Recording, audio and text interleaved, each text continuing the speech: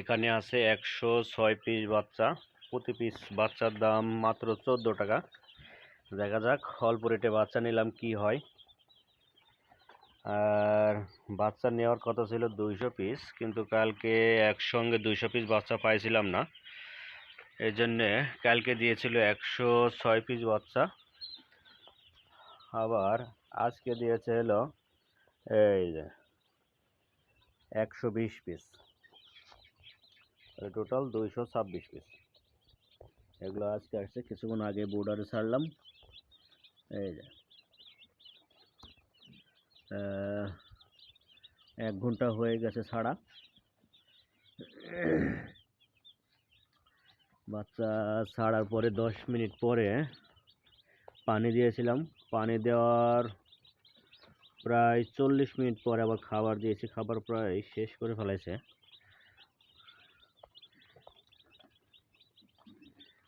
দেখা যাক কি হয়। এর আগেও অনেকবার আমি বাচ্চা তুলেছি, অনেকবার বললে ভুল হবে, 2 থেকে 3 বার উঠাইছিলাম, কিন্তু সেভাবে বেনিফিট করতে পারি নাই। এবার তো বাচ্চা কম রেটে কেনা, দেখা যাক কি হয়। বাচ্চাগুলো অবশ্য ভালোই আছে, ঝরঝরা আছে। এই জন্য কালকে আসছিল এবং আজকে আসছে, এই জন্য 2 জায়গাতে। এদের গ্লুকোজ খাওয়া শেষ হলে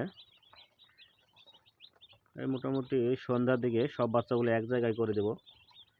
না হলে 2 জায়গায় লাইটিং ব্যবস্থা করা খুব একটা ভালো হচ্ছে না। এখানে লাইট দেওয়া আছে 2টা, বাচ্চাগুলো সব ঠিক আছে, কিন্তু ওখানে লাইট আছে একটা লাইট থাকার কারণে এখানে আলো খুব একটা ভালো হচ্ছে না। আবার বাচ্চা এই যে কোলে গিয়ে শুয়ে আছে, এই যে আলো স্বল্পতা হচ্ছে। আর এখানে আর অন্য কোনো লাইনও নাই। এই যে এখানে আরেকটা লাইন আছে, কিন্তু ওটার মানে সকেটটা লাগানোর মতো জায়গা নেই।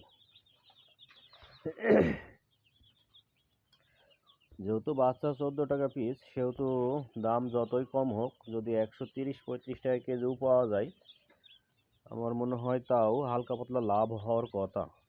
আর যদি একটু ভালো দাম পাওয়া যায় 150 কিংবা 160, তাহলে তো কথাই নাই।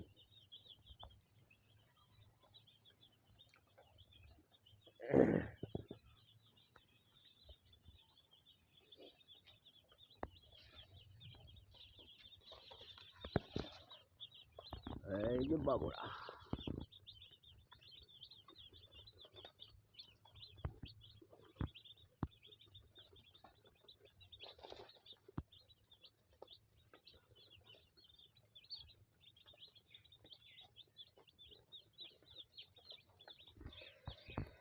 এখন আমি খাওয়া দাওয়া করে দোকানে চলে যাব। আমার দোকান আছে যেহেতু,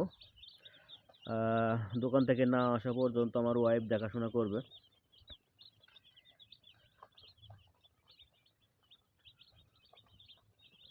আমার একটি বাচ্চা আছে, ছেলে আছে, কিন্তু ছেলে আসলে মুরগি দেখাশোনা করার মতো বয়স হয়নি।